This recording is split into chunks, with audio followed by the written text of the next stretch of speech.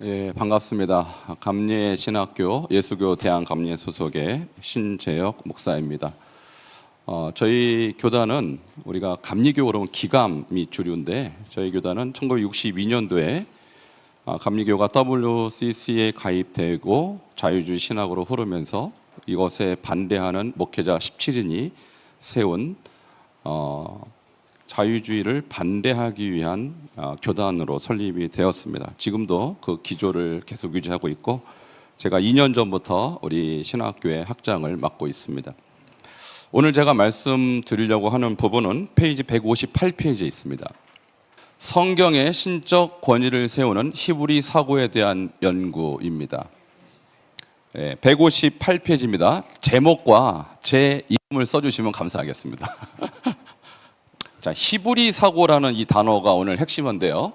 지금까지 우리 발제자, 우리 목사님들, 교수님들이 참 탁월한 강의를 많이 해주셨는데 결국 우리가 놓치고 있었던 부분이 뭐냐면 성경의 뿌리입니다.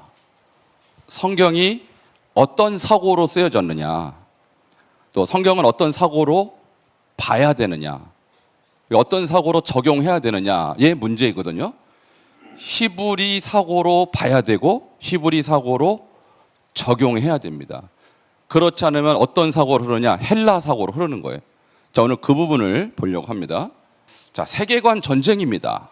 이 세계는 두 가지의 전쟁을 세계관을 우리가 볼 수 있는데, 하나는 히브리적 세계관이에요. 성경은 히브리어로 쓰였고 히브리인이 썼고 히브리 문화권에서 쓰여졌어요.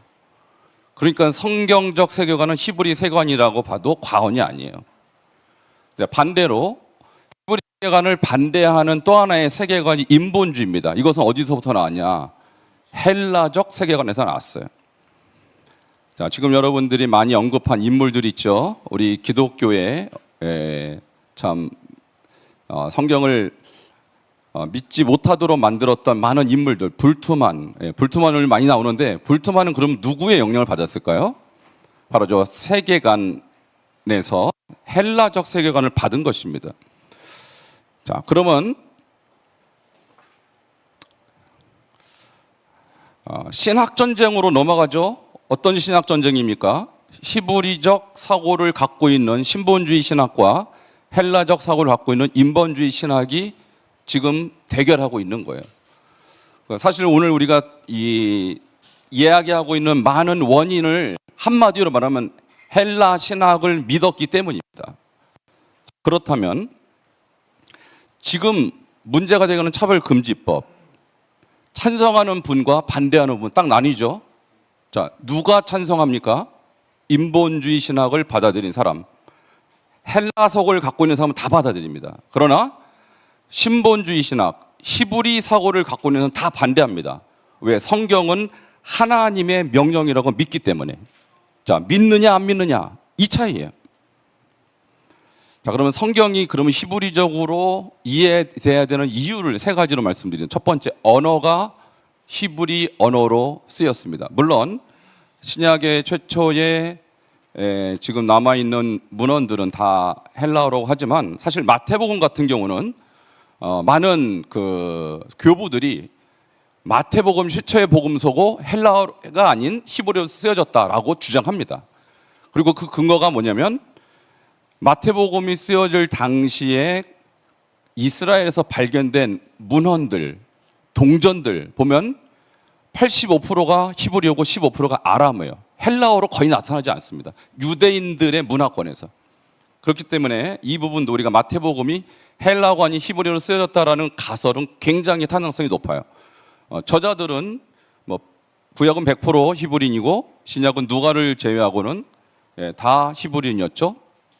그다음에 문장 구조 측면에서 봤을 때 히브리어로, 히브리 사고로 쓰여진 글은 독특한 문장 구조가 딱 있습니다. 키아즘이라고 합니다. 이게 뭔가 하면은, 자, 우리 귀납법적 방식은 헬라적이죠. 결론이 마지막에 나와요. 히브리석 문장 구조는 그렇지 않아요. 처음부터 결론을 때리고 마지막에 한번 또 때려요. 데칼코마니입니다. 두 번 강조해요. 반복 구조라는 거예요. 모든 성경은 다 반복 구조입니다. 창세기 1장에 보시기에 좋았더라 7번 나오죠. 창세기 50장에 이 모든 것을 선으로 받고 똑같은 토부를 써요. 1장에도 50장에도 토부로 시작해서 토부로 끝나요. 창세기는 창조로 시작하지만 계시록은 새 창조로 끝나요. 그래서 성경은 데칼코마니 구조로 돼 있어요. 이게 아니라 히브리인의 사고 방식으로 쓰여졌기 때문이라는 거예요. 그다음에 이 관용적 표현도 보면은 예수님이 하신 말씀 그리고 성경에 나온 대부분의 이야기는 히브리인들의 관용으로 쓰였어요. 예를 들어서 닭 울기 전에 네가 3번 닭 울기 나를 부인할 거다 하신 예수님의 말씀은 진짜 닭이 운 게 아닙니다. 여러분 그 당시에 예루살렘은 닭이 없었어요. 닭이 있으면 성전에 방해가 돼요. 통제가 불가되니까 닭이 없었어요. 그럼 뭐냐? 상번제와 저녁에 드리는 하번제에 알림이가 따로 있었어요. 그 사람이 3번 선포합니다. 상번제 시간이라고. 그게 닭 우는 시간이에요. 예수님의 표현은 다 히브리 문화를 상징하는 것입니다. 자, 이런 걸 볼 때 우리는 영화에서 진짜 닭이 울죠? 잘못된 겁니다.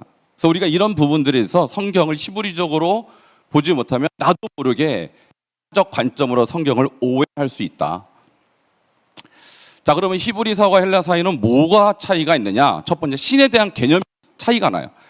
히브리사고에서 신은 여호와 절대적 창조주 하나님, 불변하고 절대자고 그분의 말씀은 진리예요.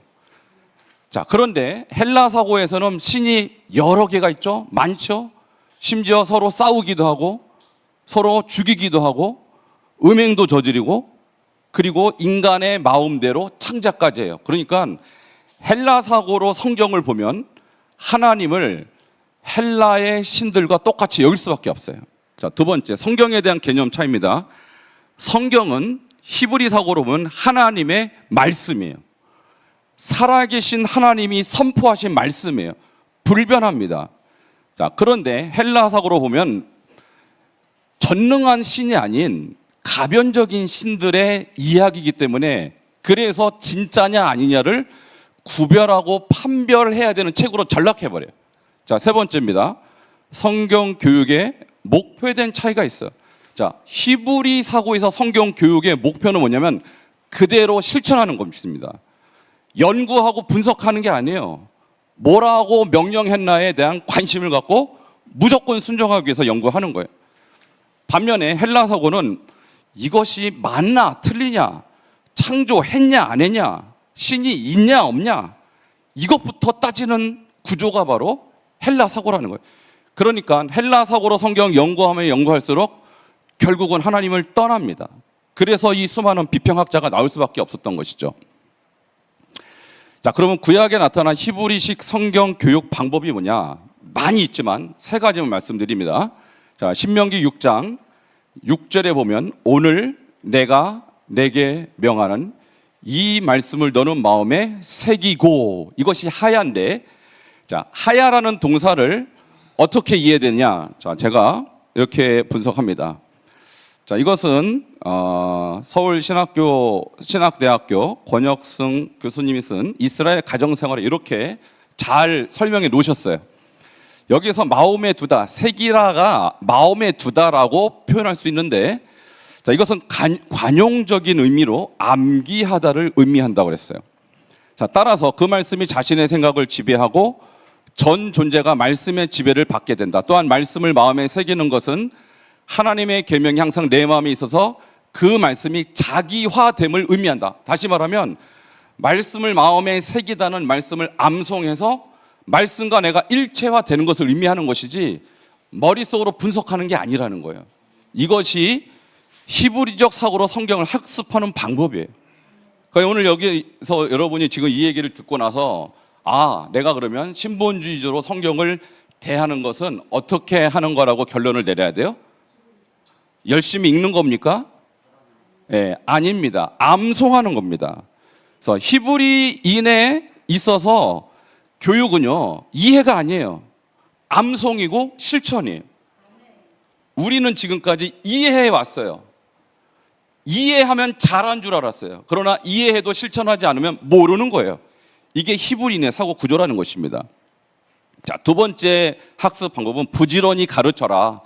자, 오늘 내가 내게 명하는 이 말씀을 너는 마음에 새기고 할 때 새기고가 하야고 내 자녀에게 부지런히 가르치는 샤난입니다. 자, 방금 우리 박명용 목사님이 구전 얘기를 하셨잖아요. 예수에 대한 구전을 무한 반복시켰다 그랬잖아요. 히브리인의 사고 구조가 그렇습니다. 무한 반복입니다. 그래서 권혁순 교수님이 쓴 거기 보면은 부전이 가르치는 반복하다, 중요한 내용을 반복적으로 강조하는 구조. 결국은 내 자녀에게 말씀을 암송시켜서 말씀의 체질화가 되게 하라. 이게 히브리적 성경 학습법이라는 거예요. 자, 마지막 하나 더 보겠습니다. 그 다음에 묵상하라. 우리가 여호수아 1장 8절에 이것을 주야로 묵상하라. 그러면 내 길이 평탄하게 될 것이며 내가 형통하리라. 여기서 묵상은요, 사실상 번역으로 보면 좀 아쉬워요. 잠잠할 묵의 생각 상자인데 하가란 말은 잠잠하지 않습니다. 자, 이것을 그랜드 종합주석에 정확하게 나와 있는데요. 나직이 따라 복창하며 암송하는 거예요. 그러니까 소리가 있어요, 묵상은. 근데 우리는 지금 묵상, 큐티 소리가 없이 하죠. 헬라 사고에 나도 모르게 젖어든 거예요. 자, 시간이 다 됐다 그래서 결론을 맺습니다. 자, 히브리 사고와 헬라 사고는 실천하느냐 실천하지 않느냐에 있고, 하나님의 말씀을 내가 믿고 받아들이고 실천하기 위해서 하느냐 아니면 연구하고 이해하는 데서 끝나느냐의 차이가 있어요. 그러니까 오늘 우리 한국 교회가 왜 헬라 사고에 젖어서 실천하지 않는, 그리고 더 심각한 이런 성경의 무호성을 부정하는 신학까지 갔을까? 결국은 헬라 사고에 찌들어 있기 때문이고, 하나님이 우리에게 성경을 주실 때 우리에게 디자인한 그 의도대로 성경을 학습하지 않았기 때문입니다. 그래서 오늘 이 말씀을 들으시고 여러분이 할 일은 뭐냐면, 여러분도 성경을 읽기만 하지만 안 됩니다. 성경을 여러분의 삶에 자기화해야 돼요. 체질화해야 됩니다. 그래서 저는 이제 목회도 하고 있고 신학교 강의도 하고 있습니다만, 제가 만나는 모든 사람에게 성경 암송을 시킵니다. 그리고 말씀대로 살도록 강요합니다. 안 살면 잘못하는 거고 성경 모르는 거예요. 자, 이것이 제가 생각하는 성경 수호의 지름길이라고 저는 생각합니다. 이상입니다.